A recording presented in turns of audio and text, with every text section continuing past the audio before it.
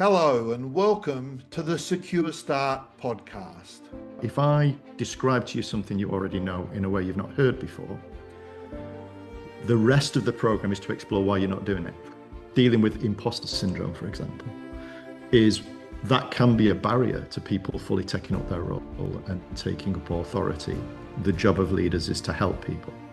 In this 90 minutes, I want to give anybody that attends something that they can walk away and use. The more jargon you can deploy, the smarter you look.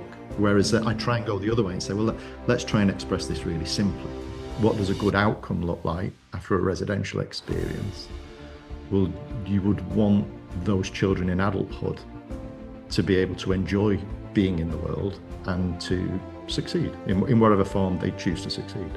Is once we've got clear about primary tasks, what are we here to do? The thing that naturally follows from that is alignment. Without a leader who's clear about the primary task and who is actively aligning people to the primary task, people will end up aligned all over the place. An essential quality of leadership is to align the team to that primary task. That you could have a feeling that you don't have a valency for, it's not yours, you picked it up from one of the children. If you don't understand that, if you're not helped to understand that, you might think it's you. And in an effective organisation, the way I describe it is anxiety feeds up through the system. And what should be coming back down is containment, processing the anxiety, metabolising the anxiety and thinking with people. Hello and welcome to the Secure Start podcast. I'm Colby Pearce, and joining me for this episode is a highly experienced social care consultant and leadership trainer. Before I introduce my guest, I'd just like to acknowledge the traditional custodians of the lands that I come to you from, the Kaurna people of the Adelaide Plains, and acknowledge the continuing connection the living Kaurna people feel to land, waters, culture and community. I'd also like to pay my respects to their elders, past, present and emerging. My guest this episode is Tom Ellison. Tom is an accomplished consultant and leadership trainer with over 30 years experience in children's residential care, specialising in innovative leadership and mental health support for young people. Through Elevate Professional Development, launched in 2025, he delivers UK-wide workshops to strengthen care leadership. With 20 years of boardroom experience, Tom has consistently driven strategic leadership and service transformation. Holding a BPS-approved psychology degree, a master's in psychoanalytic observational studies, and postgraduate qualifications in management and strategic management, he blends academic and practical expertise. Currently, he serves as non-executive chair at AMMA Childcare Limited, non-executive director at Cedars Childcare Limited and Empathy CIC, and advises the leadership teams of a number of organisations in the third and independent sectors. Welcome, Tom. Thank you. I'm quite humbled by that introduction, so thank you. Well, it's all you. It's all yeah. People often comment about having. It's a weird thing having your professional life, I guess, reported on in that way. And a couple of people said, "Oh, I'd like to meet that person." You know, it is. Yeah, he sounds impressive. Yeah, and for other people, it's just very awkward to sit and hear that. But yeah, you know, but it is an impressive career, and I should say at the outset, I approached you after seeing a post on LinkedIn about psychoanalytic leadership. Psychoanalytic supervision workshops that you were delivering, and I thought, oh, that's right up my alley to have on here on the Secure Start podcast. So, I approached you, and here you are. I'll try and be suitably smart and impressive. I'm sure it'll just come naturally. Um, Before we really get into it, I just thought it'd be interesting to hear a little bit more about you, how you came to be um, working in this area, and um, yeah, what you do, what you do in an average week or an average month as part of your work. Okay. If I start at the beginning, I start sort of it's easier to lead in than go backwards. So I was interested in psychology as a teenager. Before the internet, there was a bookshop in my hometown where there was a psychology shelf, and Mm, I'd go there and peruse the books and eventually buy the books. And so I was interested in psychology from 13, 14. Um, I ended up going to university and doing a degree in psychology, traveled a little bit. And then when I got back, was kind of determined I want to use this degree mm, I want to work in that field. So I did a little bit of work in the youth service and then saw a role as a residential, I think it was called residential social work back then. That's a protected title now, so you can't call it that in the UK. mm. Usually called residential care workers. Yep. But I applied for that job not really knowing what it was I was applying for. It sounded interesting and found myself working in a child adolescent psychiatric unit within a residential school. I Mm, think I was 22, 23, something like that. Yeah, so there was not much age difference between me and the oldest young people in that service. I think there's like mm, 3 or 4 years between us, or something like that. So I did that for, I think I was there 3 years. And then, being an ambitious soul, I wanted to progress and move forward. So I took up a role in a charity called the mm, Together Trust in Greater Manchester and worked there on and off for 10 years. And then while I was there, I started a master's program with Tavistock. As a result of that, I kind of branched into working for an organization called SACS, which you might have mhm, heard of. And SACS were delivering treatment programs, residential treatment programs specifically for younger children who'd experienced sexual abuse and who, in the main, were demonstrating sexualized behavior themselves. So I was there for 5 years as a deputy director. And then I went to Bryn Care as a director. That was more forensic. That was more awful lot of children who were, some of them were a risk themselves, some of them were a risk to the community. mm, So a lot of risk management involved in that role. So I did that role, and then I went to be the director of a therapeutic community. So I was mm, director of community at Thornby Hall for roughly 2 years, and then went to an organisation called Young Foundations, which was not in a good state when I arrived.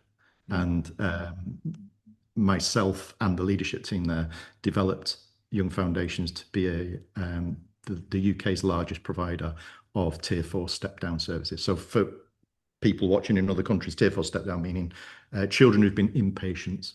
So children mm, who've been inpatients in hospital, usually on locked wards, mm, we would offer pathways back into the community. But again, a lot of risk management, a lot of clinical support, psychiatry, clinical psychology, psychotherapy, sometimes things like OT and speech therapy as well. mm, So I was in the leadership team of that organization for 8.5 years. I mm, left there late 22. I was going to go. I was talking to an organization about joining them as a chief executive, and halfway through that process, kind of realized I wasn't feeling it. And thinking, mm, I've just come away from 8.5 year stint in the boardroom, and I'm not sure I want to jump in to another one. And during that transition, I've been approached about some consultancy. So mm, I just followed that up, and I ended up consulting to a local authority 2 days a week for initially I think I was meant to be there for 12 weeks, and it went on for 18 months, and that was helping develop their residential services, which were pretty good, to be fair. The governance needed work, but actually the work going on at the coalface was very good, actually. mm, And from there that built out into a consultancy, and then this year I've started to deliver leadership programs and leadership, because I found what I was doing in the main, particularly the non-executive work, is I am coaching and advising leaders. So I'm coaching and advising the board, or I'm coaching and advising the senior management team. And I've always been interested in that space. I ran development programs internally. Back when I was at Saks, I was involved in the development of a degree program in therapeutic childcare. So I've always had a leaning towards people development, Mm-hmm. um, and so the leadership stuff that I'm delivering now combines that background in operational leadership with some of the stuff that are picked up at the Tavistock and working in organizations that had a psychodynamic, if not psychoanalytic, leaning. Mm-hmm. So now, the supervision training that you saw, I delivered. I delivered one of those last week, and the early part of the day is about leadership in a way you might expect to see on an MBA program or a leadership training. So there's some basic building blocks that need to be in place. But then as we move into the afternoon, there's an awful lot of stuff that I think you would recognize as a psychologist and a therapist about projection and containment, transference and countertransference, splitting, things like that do crop up in the work. Yeah. There are things, if you're an operational manager, it helps to see it, it helps to Mm. understand it. I'm very careful in setting boundaries about what are the limits to doing that kind of work. Mm. So noticing, transference effect in a key worker relationship is probably useful and helps you think about what's going on and what the needs of the child might be and what support the staff might need. Mm. But it's not therapy. and No. and so and so drawing those boundaries Mm. when you're going into that area is, I think, it's quite an important part of the work. Yeah. So I think that's the journey. So now I've a portfolio career now. So I do the leadership stuff through Elevate. I am a non-exec director for 3 different organizations, and I consult. So Mm. which is it's always advisory. It's always, Mm. I think I've been invited to step into operational spaces before now, but I'm quite boundaried about that. And my job's to advise and help. It's not to actually come and do the work. It's interesting, isn't it? It's not dissimilar in some ways to how my own career is kind of unfolding. I am still doing a lot of psychotherapy work with children and young people who are recovering from multiple adversities. Um, but certainly that more consultant role to organisations and supporting, and as well as supervision, consultant supervisor type roles has become more and more an aspect of my role and or of my work, sorry. And for example, I'm doing less and less training these days and moving more into the development of individuals and teams in a consultant and supervisory way, as opposed to delivering standalone training. I think I'm merging the two. So Yeah, it sounds like it. yeah, so certainly the leadership program that starts in November. So I've developed a 12-month program, and a third of that program is coaching. Mm. So there's the training bit to introduce principles and concepts and ideas, and throughout that program, and actually pretty much everything I do, I emphasize the need to have some self-awareness or develop Mm. increased self-awareness through the program. And so I think I'm doing the same thing every time. I'm introducing some concepts and ideas that might be helpful in the leadership task. And then I'm exploring, okay, what are the barriers to you engaging in this? Because the way I describe it, it's quite often in the training element, I'm telling people things they already know. Now, I might be telling them in a way they've not heard it before, or Mm. describing it in a way they've not, or framing it in a way they've not heard it before, but I'm telling people things they already know. So Mm. the purpose of the program then is, okay, if I describe to you something you already know in a way you've not heard before, the rest of the program is to explore why you're not doing it. So which Yes. is usually it's internal stuff. We started, Mm. after your introduction, my reaction was the voice at the back of my head telling me that's too impressive. That can't possibly be you. Mm. And so, and dealing with imposter syndrome, for example, is that can be a barrier to people fully taking up their role and taking up authority. And I think for me, the biggest issue that I repeatedly run into in leadership situations is um, people being hesitant to take up the authority that goes with their role. Mm. You That's have to take the interesting. risk. Yeah, I Yeah. think the way I frame it is you have to take the risk of not being liked. To take up leadership fully, you're Mm. risking rejection, you're risking losing connection, you're risking, if you put the needs of the organization first, you are risking quite a bit. And I think that's where people hesitate. So they'll get into a leadership role, they'll be doing the things they're supposed to be doing. They'll be going to the meetings they're supposed to be doing. They'll be sitting in supervision, for example, which I know we're going to talk Mm. about. So you're acting out the things that you're supposed to act out in that job, but maybe what you're not doing is taking up authority, which is embodying the responsibility, accountability, and authority that sits with the role. And that would be an interesting thing to explore, as to why they just hearkening back to it was almost like, remember the old movie Harry Maguire, when he was it Harry Maguire? No, that's the Manchester guy. What was it? It was a Tom Cruise movie with Oh, the Jerry Maguire. Jerry Maguire. There you Jerry go. Maguire. Some people might edit that bit out. Go, I'm going to leave it in because, of course, Harry Maguire plays for Manchester Yeah. United. You're not far from Manchester. He scored the header winner, much maligned former captain of the club. Anyway, so I've had him on my mind a little bit today because one of the sons is a massive Manchester United fan.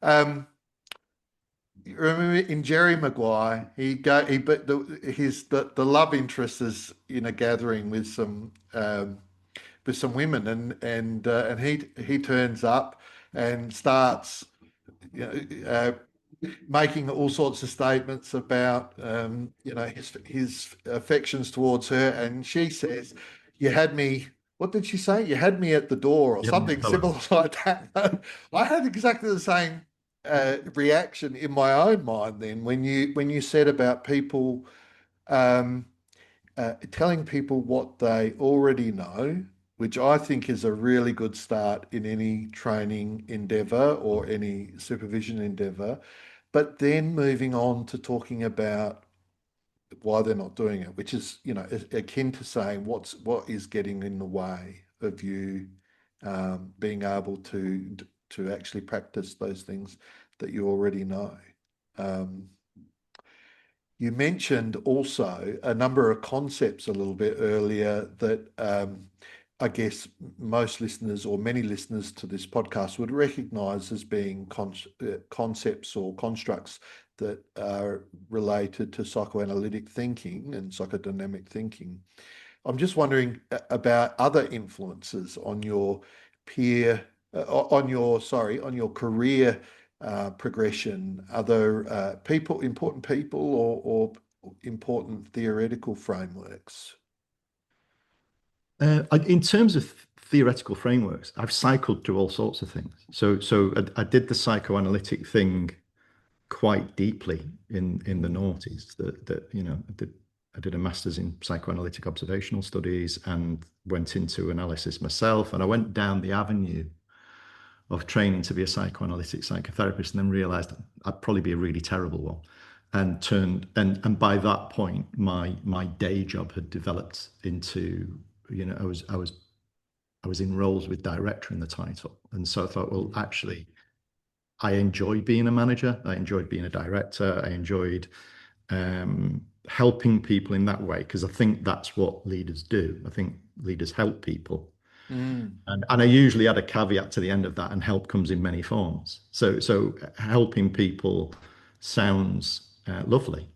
It sounds really pleasant that, I go to work every day and I help people. But sometimes help involves a difficult conversation, or mm, even a difficult process. And so um, I kind of arrived at well, I think the job of leaders is to help people. mhm, And but on that journey, I've been influenced by all sorts of things. So yeah, I've studied management and management studies at quite an academic level, which is quite dry. But I've also picked up a lot by just doing the work. I think early in my career, when I was a practitioner, when I worked with the children, it seemed like attachment theory was a new idea. So I remember I'd been in the work for 5 or 6 years. I've been working directly with children in residential settings in their homes for 5 or 6 years. And then there was suddenly I was put on the list to go on an attachment training, which I got very excited about. I thought, oh, this is great. This is exactly what I want to be doing.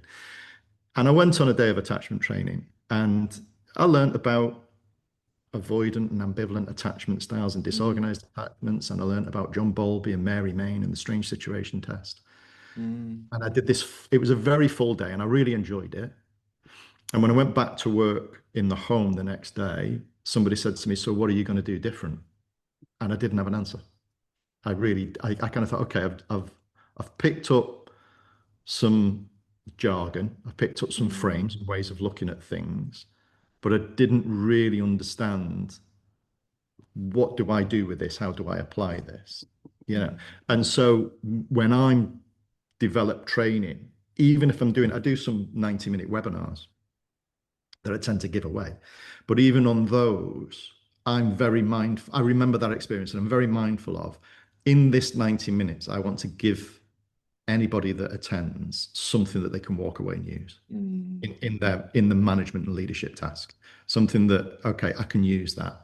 So I try to go very quickly from conceptual, theoretical stuff to an invitation of, okay, how might you use this?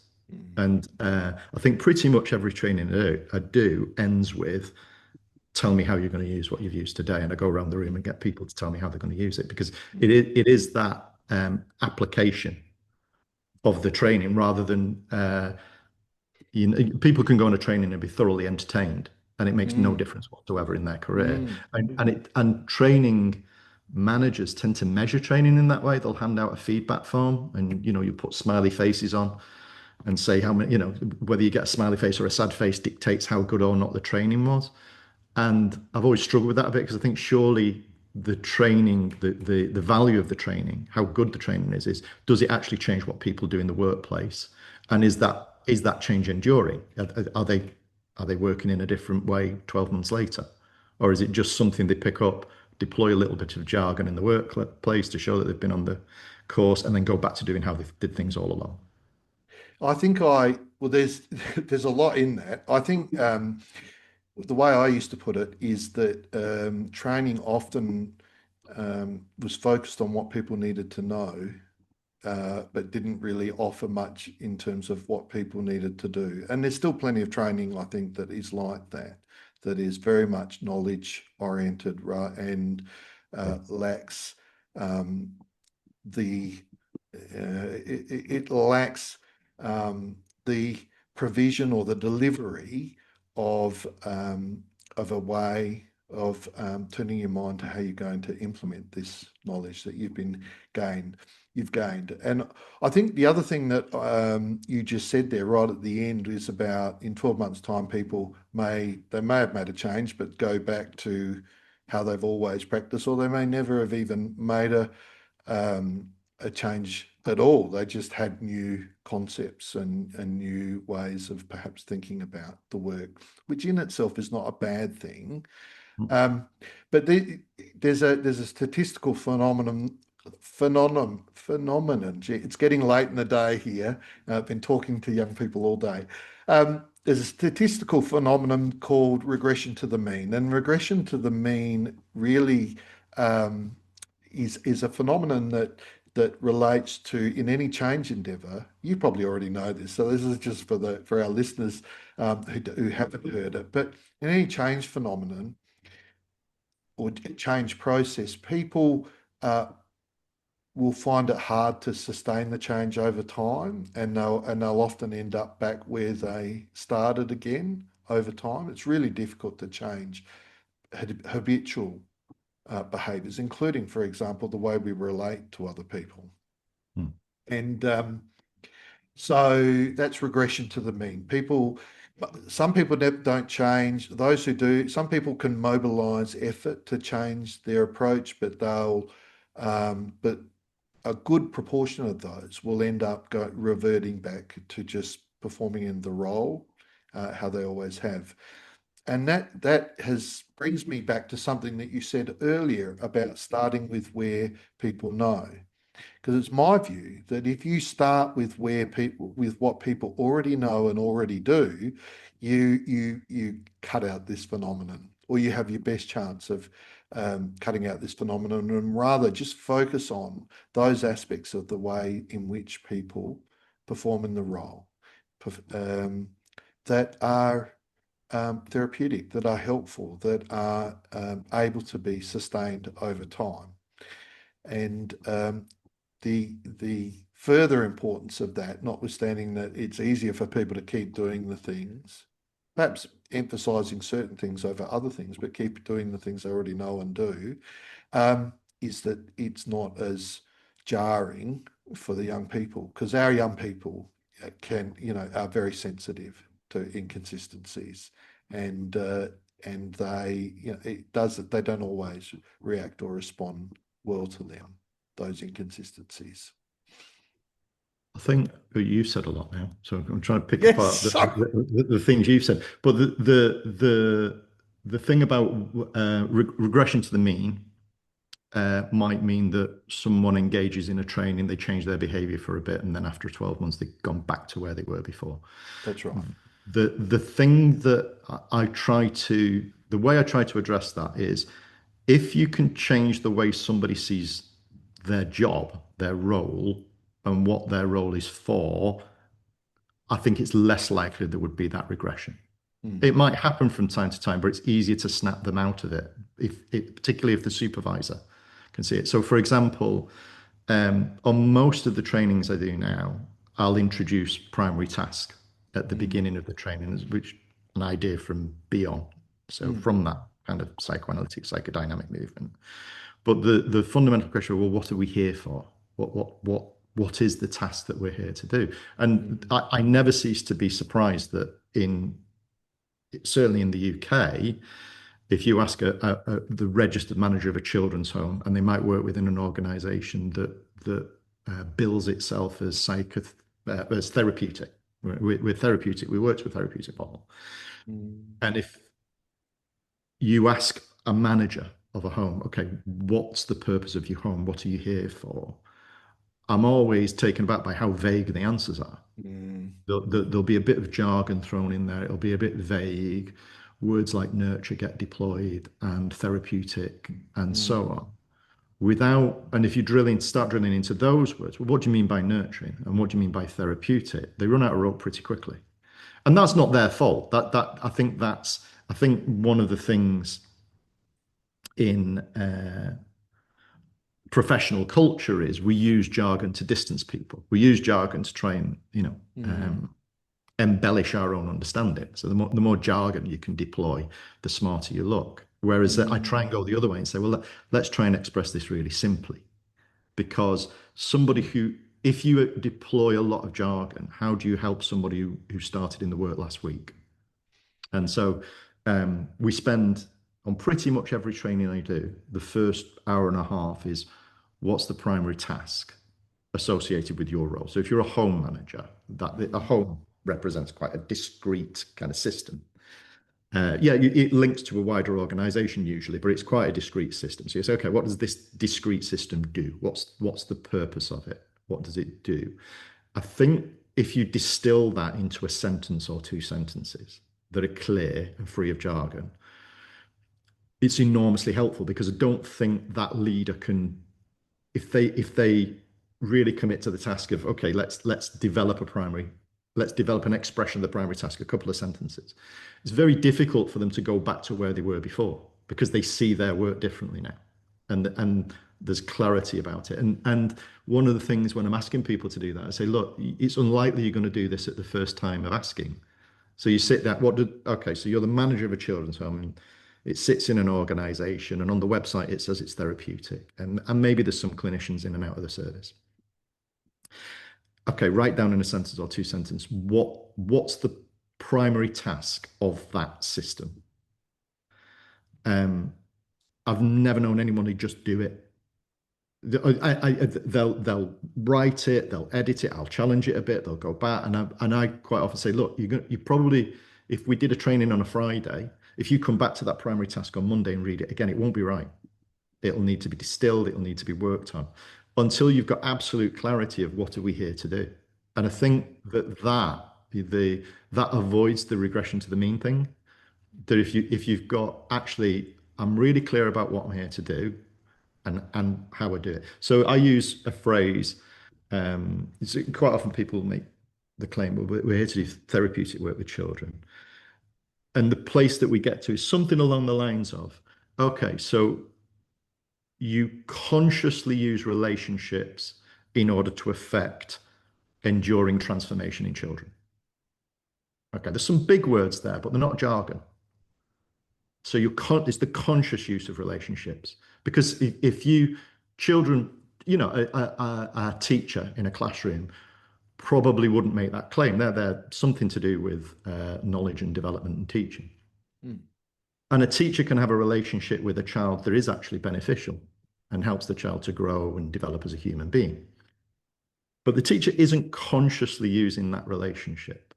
And so if you're delivering therapeutic care residentially, I try and boil it down and say, okay, what is it that you're doing? Okay, it's the conscious use of relationships. So you're conscious, you're thinking about the relationships. And in order to deliver, or word to a similar word, enduring transformation in children.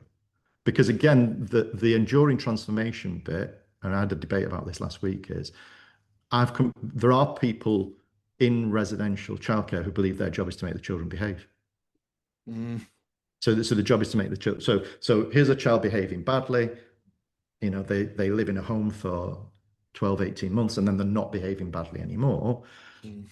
Now, that is a good outcome. I wouldn't dispute it. That's a really good outcome. But it's probably because there's some other transformation that's gone on underneath that means the behavior is not necessary anymore. Yeah. And so certainly in residential work with children, really thinking about what is it that makes the difference? What do we do? What are we aiming for? And what do we use? I would argue it's the conscious use of relationships. And it's transformation, because it is literally on a neurological level. You're looking to change synapses and pathways in the brain, in order that, I think I've got a slogan somewhere that it's about that they can enjoy and succeed in the world. Because okay, what does a good outcome look like after a residential experience? Well, you would want those children in adulthood to be able to enjoy being in the world and to succeed in whatever form they choose to succeed. That's also a difficult question for people to answer. While you've been talking, I've been just thinking, yes, yes, yes. I love starting out with, what are we here for, with the primary task? What do we do? Because I think what happens in social care and various aspects of child protection endeavour is that the work is so confronting or hectic in some way, or potentially even overwhelming, is that people stop thinking and do. And once you can get them, as you said, once you can get them to start thinking about the work that they do, then that stops them from just doing it almost in a procedural way, which is where you get that problem of them going back to or continuing to do what they've always done. So I love that idea. I think you've mentioned three things. Is that firstly, getting people to think about what is the primary task, or what is the core task of our organisation. What do we know? And what is getting in the way of us delivering upon that? I think if I've heard you right, they're three really core aspects of training that you deliver in this sector. I think the other thing to acknowledge is there are forces that will push you off task. So in the UK, you don't have to talk to anybody involved in residential childcare for very long before the conversation turns to Ofsted and regulation. Yeah. And and and regulation is important, and managers in particular, registered managers in particular, and responsible individuals, which are statutory titles in the UK, um, they would be very ill-advised not to pay a lot of attention to regulation. However, that's not why we came here. So in terms of, and I think that has taken over a little bit. So you'll see it on, on LinkedIn, managers will put their Ofsted rating now in their title, outstanding or, good rated manager with Ofsted. And I've sat in interviews with managers where they clearly felt what I was looking for was somebody who can deliver very good Ofsted outcomes, because they're rated in the Mm, UK, outstanding, good, requires improvement, or inadequate. So they're rated. And the ratings have consequences. They have consequences for the organization, and sometimes they have consequences for the children. And so that is a very real, very powerful force acting on the question of what did we come here to do? And mm, then there are other forces as well. I think that's the one at the moment that I feel eclipses occasionally the best interests of the children, because the managers become so preoccupied about their mm, Ofsted rating mm. that they will become concerned that a child that they might be caring for who's struggling and acting out or running away, or uh, presenting behavioural challenges, they'll become concerned that that might impact their Ofsted rating. Yes. Now, actually, that's not what we came here to do. We didn't No. come here to achieve outstanding Ofsted ratings. We came here to Mm, help children in a transformative process using relationships. mm, And sometimes there is, I know if there's any Ofsted inspectors listening, and I had a debate with one recently, they would say there's no inconsistency. And I think you can have a situation where there's no inconsistency, but I think that force is so dominant, it's shaping the thinking of people in residential childcare in the UK. yeah. Occasionally, it eclipses the consideration of Mm. what does this child need from us. It's one of those unintended consequences of regulation. Regulation is important for ensuring Yeah. public safety. And you may not know this, but until the middle of last year, I'd spent 14 and a half years in various roles, right through to chair and deputy chair positions in our own National Health Practitioner Regulation Scheme in the psychology part of it here in Australia. So I'm a believer in regulation, but it needs to be light touch, and it Yeah. needs to ensure that we don't end up scaring our, our service providers into becoming risk averse and preoccupied with regulation.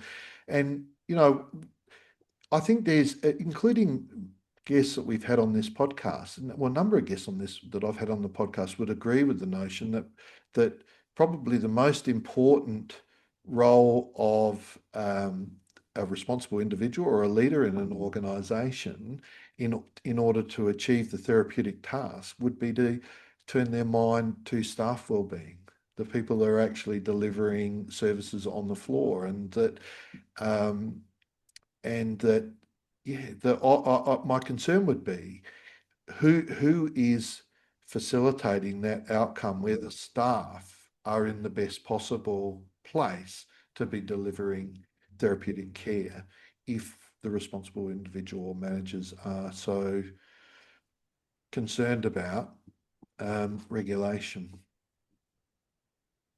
Yeah, I think, don't get me wrong, regulation is a power for good. And so, and if you look at the UK in the 1970s, the chances of being abused as a resident in a children's home were incredibly high. Mm, It was almost a one-to-one relationship. If you're in residential care, you're going to be subject to some kind of abuse. mm, And I don't think that's the case anymore. I think when abuse happens in children's homes, it's unusual and it's yeah, almost headline grabbing when it happens. mm, certainly is. And one of the things that's contributed to that journey, that improvement, without a doubt, is regulation. Mm, I think I'm quite a big fan of the notion of authentic leadership, mm, and a principle of authentic leadership is balance. So a leader leading, and I don't think it's the regulator's fault that providers have become preoccupied with regulatory outcomes. I, no. I, I I think they're looking for something to measure how good or not they are, and the regulator gives them a Mm. convenient shorthand for whether they're good or not. Well, the Um, work is tough, isn't it? So you don't get that many pats on the back necessarily. This actually, that's interesting. Just quickly as a segue, in terms of what people find it easy and difficult to describe about the work. And you were mentioning that that people in your experience find it very difficult to describe the primary task just off the bat. If they're asked, what are we here for? You'd think that that was the easiest thing to say. Um, I was thinking of asking you, what do they find easy to describe? I'll just let you know from my experience when I'm working therapeutically with parent clients or with when I'm engaged, sorry, with parent clients or with teachers of children that I see, or with the caseworker from the Statutory Child Protection Organisation, I'll often say to them, how will you know that the service I'm delivering has made a difference? So what are the positive things? What are the growth things that you are looking to see? And they again, they just can't. They really struggle to answer that question. yeah, I think Whereas they'll easily tell you what all the problems are. They'll very easily tell you the problem. And I think that has a bit to do. Well, from a psychology point of view, it has a bit to do with how our thinking and problem solving, or how much our thinking is devoted to problem solving versus acknowledging or paying attention to the good stuff. there was an event in the UK last month. It was a very good event actually, but there was an event about it was for commissioners, so those who are commissioning and paying for children's residential services, Mm, and focusing on, well, what do we mean by therapeutic? So if we're commissioning something and it's therapeutic, what is it that we're commissioning exactly? And I got into a conversation with the commissioner there about tier 4 step down, which children coming from sectioned under the Mental Health Act and being discharged into the community. And the commissioner was saying, well, we want to know that the children are getting sessional therapies. And I mm, said, well, maybe. I think, having run, an organisation that does tier 4 step down, my primary concern was always risk management. mm, It was the top of the list is, are the risks being managed? mm, Because the children, they found themselves sectioned under the Mental Health Act, usually for the risks they pose to themselves. mm, And they're making a transition from something where the boundaries were very solid, as in locked doors, mm, and occasionally pharmaceutical boundaries, into an environment which by its definition is going to be a bit looser. And so the conversation there was, I think the top, if you're making a list of what do we want from a provider of tier 4 step down services, I think that the number one isn't sessional therapies with a clinician, although it might be on your list, but the number one needs to be robust risk management. mm, And that, again, that was a version of the conversation of what are we here for, or in that case, okay, you're here to commission. What is it that you're commissioning, and how do you work out what it is that you need? And I think that going back to basic principles, um, in whatever you're doing, is incredibly helpful. And the way you mm, frame what are we here to do is really does dictate the outcomes. So if you've got I think if you're a sessional therapist and you've got a therapy room and a child is coming in for therapy, in a way it's hard to lose sight of what you're there for. It's kind of suggested by the space and the time limit and the rest of it. If you're a residential worker in a children's home and you're driving kids to and from appointments, you're filling in paperwork, you're mopping the floor, you're preparing a meal, you're cleaning the toilet, you're going on a training course, all the things connected with that. I think it's much easier because there's so much variety in the task. It's much easier to lose sight of, well, what am I here What are you for? here But for? how do you align? Um, and align is another word I'm fond of using. But how do Mm, you align mopping the floor and cleaning the toilet with um, transformational change through relationships? mm. It's easier to lose sight of it. Yes, yes, that I think that's really quite interesting. And I was also while you were talking about risk management, I was I was I was wondering if you would kind of describe what you mean by risk management as a really fundamental aspect of the role. I think, if you think about services that look after children who present a risk to themselves, the risk management hits on a number of layers. So you would want staff who are clearly orientated to risk management. And I know that sounds silly, but Mm, it's not just a manager task. So I think again in children's homes, one of the things that happens is a manager will write a risk assessment. The staff will peruse the risk assessment, particularly if it's full of jargon, it won't go in. And then they'll go about their business having forgotten about the risk assessment. So mm, a lot of risk management stuff is cultural. It is about people understanding that they're responsible for this child, understanding what the risks are around this child, understanding the sort of things this child might do, and acting accordingly. And the notion, understanding the authority that sits with your role is important. So you don't get to say, well, it was someone else's. I thought someone else was watching that child, for example. So in terms of risk management, there's a link to governance, but who is doing what and when, who is responsible for what and for what period, and when is it handed from one person to the next? And that, I know that sounds really simple, but where things go wrong, it's usually where that chain breaks down.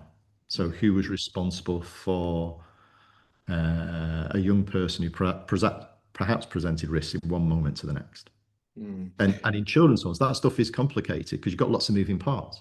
And you've got things that might happen that pull you out of shape, like the mm, telephone ringing or the doorbell ringing, or another child drawing resources away.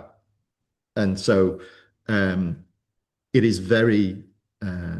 it sounds very basic, but it's about who is doing what, where, and when, and who's responsible for what. And is the clarity about that on the ground. So if I come into a home and I am responsible for, and there's, I don't know, three or four or five or six children there, and I'm responsible for the safety of one of those children because they're being mhm, funded for one-to-one care by the local authority for reasons of risk. I need to understand that and it needs to be clear. And I need to make sure that if I need to step away from that child, I've clearly communicated with one of my colleagues and they're going to step into the space. And so um, it's very operational and it's not that connected with um, some of the psychoanalytic and psychodynamic or even or inverted commas therapeutic stuff that we might also discuss that child needs. But fundamentally, that child needs to be safe. And to create the yes. safety, everybody needs to be clear who's looking after that child and who's responsible for their safety moment to moment. Sorry, I'm getting excited now because I was going to say, well, I'm just a simple person as well. And well, maybe not as well, but I'm a simple man with a simple message. And when you were talking about risk, the mischievous part of me was thinking, what are we talking about with risk management? Are we talking about how we, manage actual physical risks or procedural risks? And I think there's some of that in it. But are we not also talking about safety and psychological safety, physical safety, And I think, yeah, I think the way we talk about these things is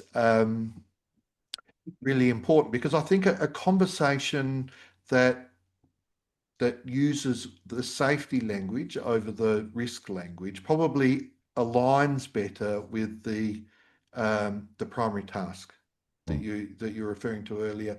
And yeah, the therapeutic task as such is to keep children safe, to do what we as adults who are responsible for their care and management, what is expected of us, to keep this young person safe, which is, you can take it right back. It's parenting 101, isn't it? Really, you have a child, you have a child as a couple, and when that child is in your care, the you got to one of the first things you got to do is ensure that they're safe at all Mm. times, both emotionally, psychologically, and physically safe, and that their other um, primary dependency needs are being met.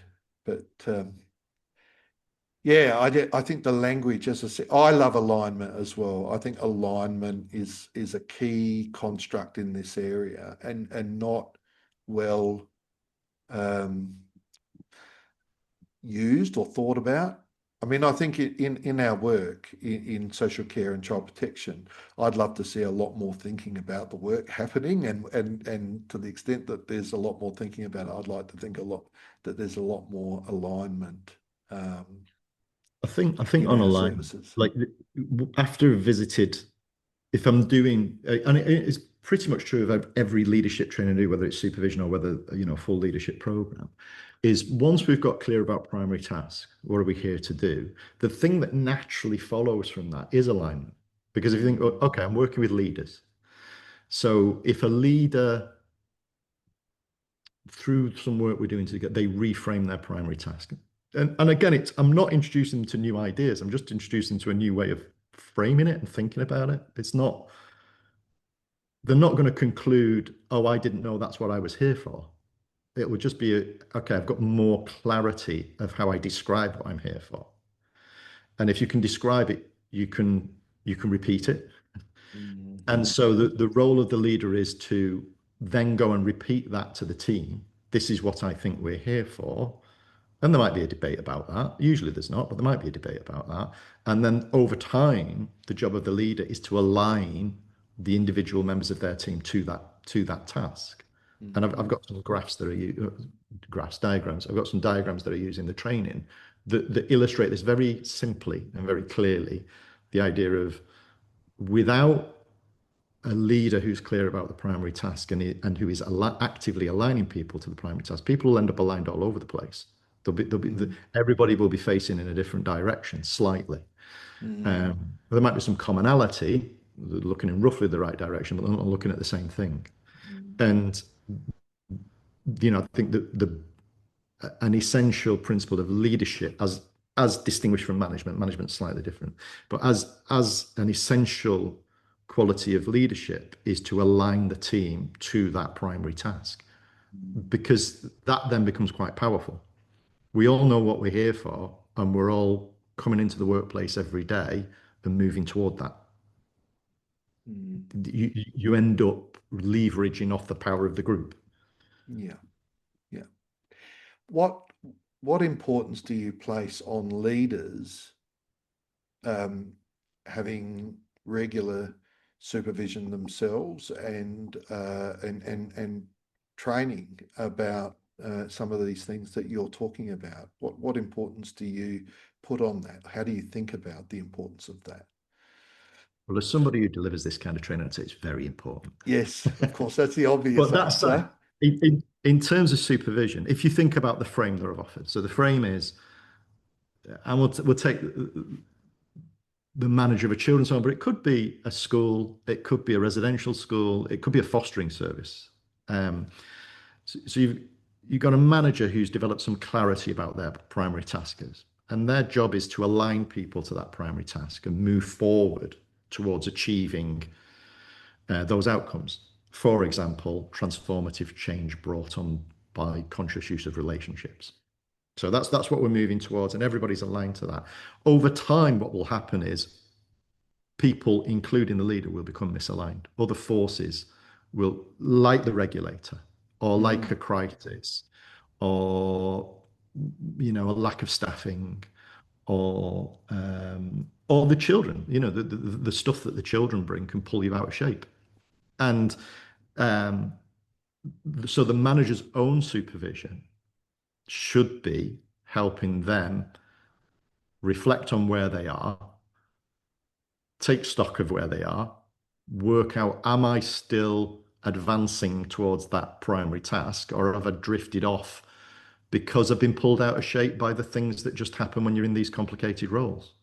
Um, so I would say that if you have a moment in time, it never happens, but if you imagine a moment in time where you've got a team that's arranged in a hierarchy, and the person at the top is perfectly aligned and everybody underneath it is perfectly aligned, the supervision is the thing where you fine tune, okay, that one's slightly out of whack, so let's bring that one in, and that person there is struggling with something, maybe something coming from the children, maybe something coming from outside of the system, from home or wherever. The role of the manager supervisor is to help reflect and take stock and work out where they are. And within that, I mean, there's lots of different supervision models. There's an awful lot. There's, seven-eyed model. There's a 4x4x4 model. In the old days, in the children's homes regulations in the UK, you got in England rather, it's slightly different in Scotland and Wales, but in England, you used to get 8 points. It would guide you and say, right, supervision should take place monthly, and they should cover these 8 points. So it's very prescriptive. It's less prescriptive now, but it was very prescriptive at the time. But if I try and make things simple, so you say, okay, well, supervision is about alignment, that bit of, have we drifted away from the thing we came here to do? And if we have, can we correct? And the second part is understanding. And so you've got alignment. Are we moving toward the thing? And the understanding bit, understanding is a broad term, but it includes self-awareness. It includes understanding what are the things that are pulling us out of shape or pushing us out of shape. It includes understanding what's going on for the children. Which is, I think the trauma informed gets bandied around a lot in the UK at the moment as a way of understanding children that have had adverse experiences in their early childhood. Not just the UK. Yeah, okay. So, but whether you call it trauma informed or attachment informed, or understanding that, I think working with children who've experienced trauma and neglect is not intuitive. So the intuitive thing is, and I was in a conversation with, well, this works with my children, so why doesn't it work with these children? That's the intuitive thing. Someone comes through the door and says, well, that child over there has been beastly and called me all sorts of terrible names. He should go to bed early. Which might work. I wouldn't use that at home with my son, but I kind of get the thinking. I kind of get, okay, cause and effect. Okay, so we're going to use cause and effect thinking to try and shape the behavior of these children. It doesn't work with children who've had really unpleasant and neglectful and abusive experiences growing up in their early life, because the bits of the brain that deal with cause and effect don't work terribly well. That's right. They're learning. Yeah, and I've got a slide in one of the trainings I do that's it's brain scans of the Romanian orphanage kids, and I'm literally showing they've not got the hardware. So it's not even a question of the running different software. They don't have the hardware. The grey matter is not there to do this cause and effect thinking. So, and I take that as an example of, okay, understanding the effects of trauma. It's not intuitive. You can't just intuit it. Some people, to be fair, are closer to it than others just by their natural inclinations. But you have to develop understanding to do this job. You can't just intuit your way through it. And so the second part of supervision is about understanding. So it might be understanding, okay, what's the neurology of a traumatized child like, and why is it unhelpful to use sanctions and rewards? And ineffective, actually, but actually actively unhelpful. And what can you do instead? And but then the other part of the understanding thing is understanding yourself and understanding, well, what is working with these children provoking in you? Mm. Um, Why is that and actually, important?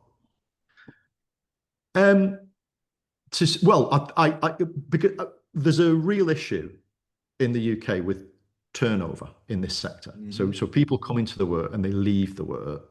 Mm. Now, I think there's various reasons for that. One reason might be that organizations might, the people at the ground floor and the people at the top of the organization are not well aligned. But I think a big reason that goes unacknowledged is working with these children can provoke feelings that are very uncomfortable. Hmm. And without supervision that helps you sort out what is your stuff that was in you when you came through the door, and what are you picking up from the children? What's or a child? What's going into you? Um, Without being able to sort those things out, and I'm trying in a very simplistic way. I'm avoiding jargon to talk about personal and diagnostic countertransference, but the I tend not to use those terms in the workplace. But I'm doing it for you because I know you'd get it. It's only But just the two of us. yeah, it's just the two of us. Yeah. So that um, diagnostic country, the idea that somebody else, that you could have a feeling that you don't have a valency for, it's not yours. You've picked it up from one of the children. If you don't understand that, if you're not helped to understand that, you might think it's you. And that could be, it could be feelings of depression or anxiety. It could be feelings linked with abuse.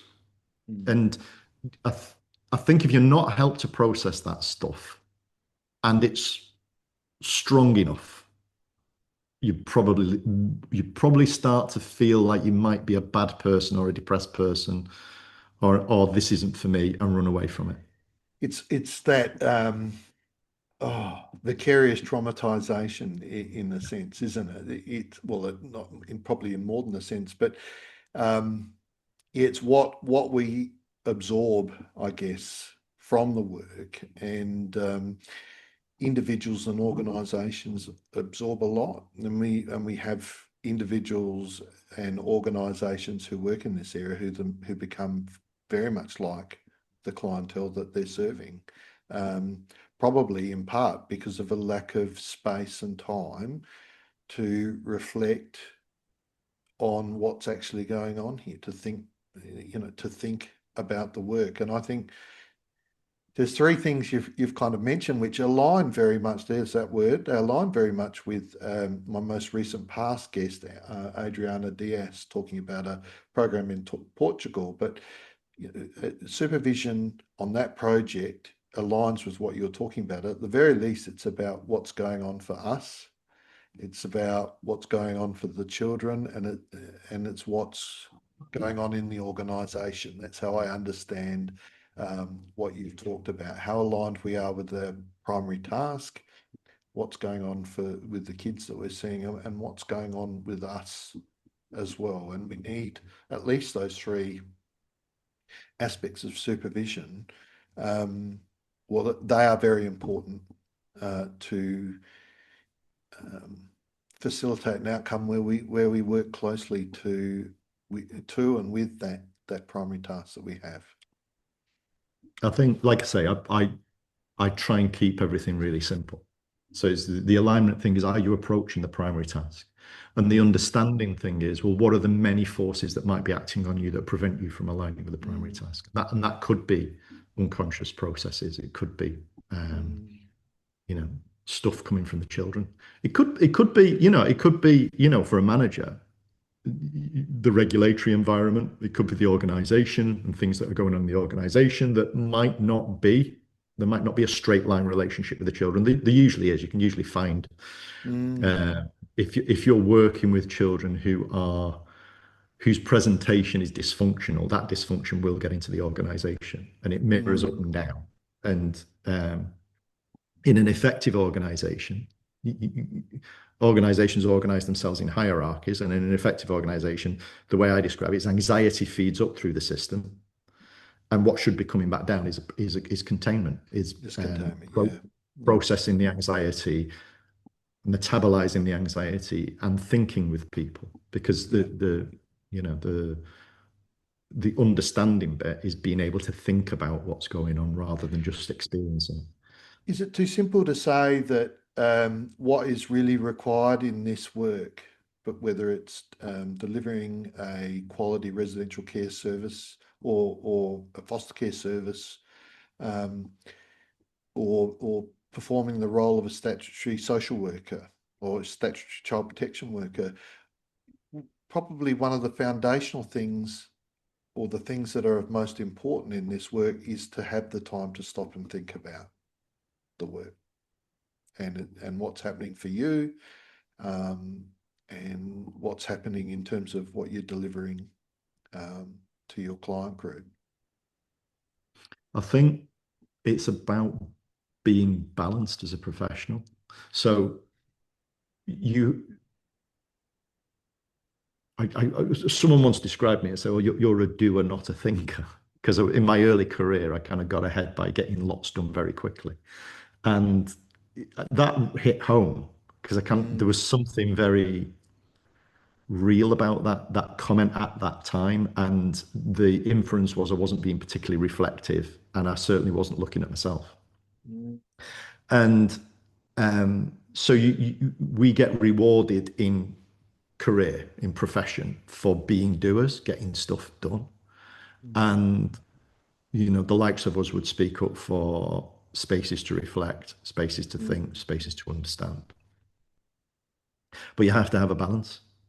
So my, critique of organizations that are very psychologically informed and perhaps work in a psychodynamic way is they will think and analyze ad nauseum and not get things done.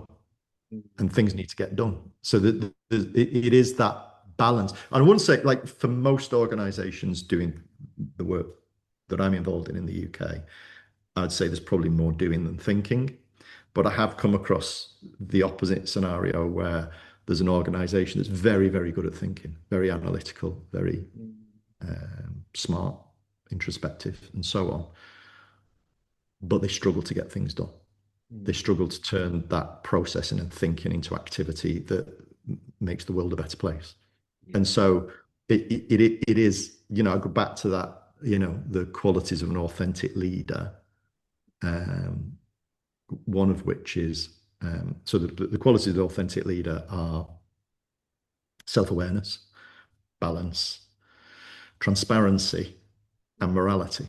And the transparency and morality thing together are about, I think there's a big lot of talk in leadership circles about being vulnerable, allowing yourself to be vulnerable. I think there's a link between if you play in the space between transparency and morality, you probably get to vulnerability.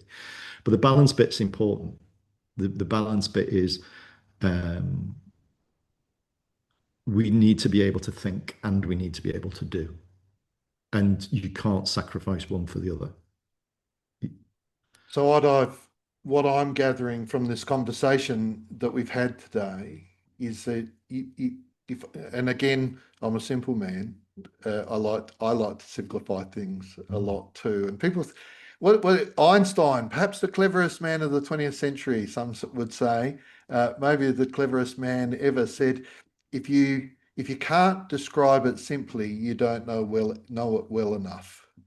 Yeah. That's apparently an Einstein quote. But what I've heard you say, if I can bring up four key things, which are, what are we here for? What is our primary task? Yeah.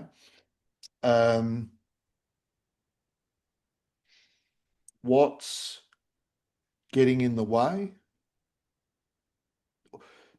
of us? Well, no, let me put it a different way. What is the primary task? What does it look like to be delivering on the primary task? What's getting in the way of us doing it? And what is the next steps forward to ensure that we are delivering on the primary task? Would it be too simple? And I have a feeling there's an important point that you've made that I've missed out in that little list.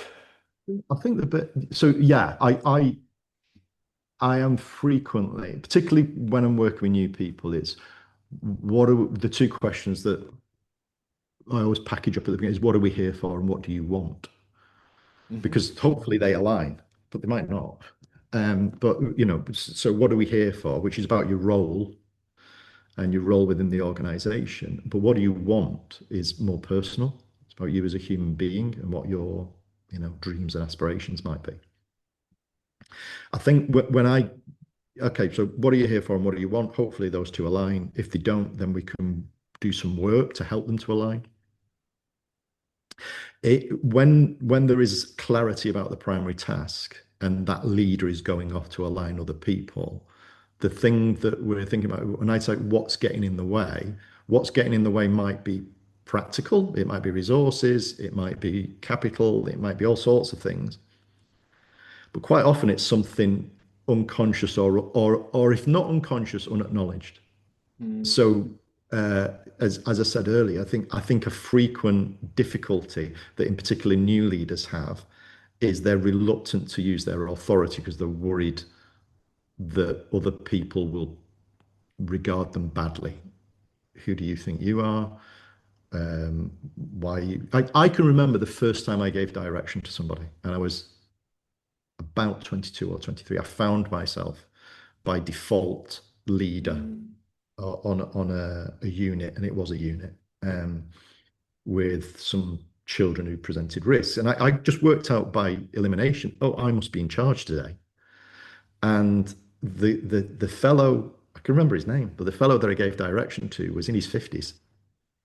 And I fully expected him to either laugh at me or dismiss me or who do you think you are? And I said, could you? And it was about risk management. I was asking him, could he go and supervise a corridor where I knew there was always trouble down there? So send someone down there. And he just very politely said, yep, and went and did it. But I was waiting for something to come back, something negative, some rejection. And I think all right, I was lucky enough to be very young when that happened. But I think at whatever point in your career you find yourself in a position where you're delegating or you're asking people to do things, you're asking from a place of authority. You're not asking as a favor. I think a lot of people hit a barrier there, and there are people running around with director in the title who've not overcome that barrier. And then in the if you follow leadership thinkers on the internet. There's a big thing, authentic leadership there's a big movement around authentic leadership, but there's a lot of stuff about vulnerability and empathy, the empathetic leader, which I think is all good, but it has to be balanced with, and you have authority and you have responsibility. And in particular, if you're looking after children where there's risk, you absolutely have to exercise that authority. You can't choose not to because it feels a bit uncomfortable. And so what are the obstacles? They can be external or internal, and it can be about what's going on the inside. And somebody when I was in my early days as a director, somebody used to provoke me with the phrase of "Who are you being at work?" which was a provocation to me because I was struggling with that, how to inhabit my role and still be me. Inhabit my role without looking like I'm pretending to be somebody that I'm not. And I was struggling with that. I think he could see it. And so he would regularly deploy the phrase, "Who are you being at work today?" Which was a big. I didn't like it. I didn't like it, but it was the right challenge. It was uncomfortable, but it was the right challenge. It was, that was, I don't know, 20 years ago. I've held on to it. So that I think very simply, and it is, what are we here to do? How do we align people to that? And how do we address the things that get in the way of that alignment? And what's the plan? Mm. It's been a fascinating conversation, Tom. We haven't quite got through all the areas that I had hoped to speak to you about. So I maybe I can persuade you to come on again another time. I as you know, I had a bit of a senior moment there, as happens. The thing that I was struggling to remember when I was trying to summarize our conversation under 4 points was the primary task. What do people already know? That was the bit. What do you already know? Um, Now I'm going to have another senior moment um, about the next two, but what's getting in the way of what we already know, and then what's the plan? How are we going to realize this? How we're going to operationalize it? Because as one of your latter points has been, is you have to be thinking about the work. It's really important to think and reflect about the work, but you got to also get stuff done. Mm. Yeah, you got to be productive. You can't spend all your time being introspective about. Although I often think, reflecting on my own practice experience, I'm always thinking about what's going on. I'm always both introspective and doing something, or reflective and doing something. I think that's the place we aim for. So late career, I like to think I could say the same, that I'm able to do and I'm able to think. Mm, Early career, that's not the case. Early career, I was a manic doer yeah. who who probably left lots of collateral damage around him and wasn't particularly thoughtful about how I was doing what I was doing, why I was doing what I was doing, and what were the forces acting on me. I think that stuff certainly, because I started residential work in my early 20s, and throughout my 20s, there wasn't much regard for that. I was busy and I was rewarded for my busyness. But I think it was mid-career Mm, that I was challenged to actually meaningfully reflect and develop understanding of how am I being and how are the people around me being and what's passing in the space between us. yeah. Yeah. Well, once again, it's just been, I think, a fascinating conversation, and um, so fascinating, in fact, that I slowed the process down a bit too much. So hopefully we may have an opportunity to speak again a little bit more about um, residential care, which is an aspect of care that you have a career lifetime working in and around. And I'd love to hear more about your thoughts around that too. But for the sake of allowing us both to get on with the rest of our days, mine is very short from here. Yours is still mostly ahead of you. Thanks again, and hope to speak to you again another time. Thank you. It's my pleasure.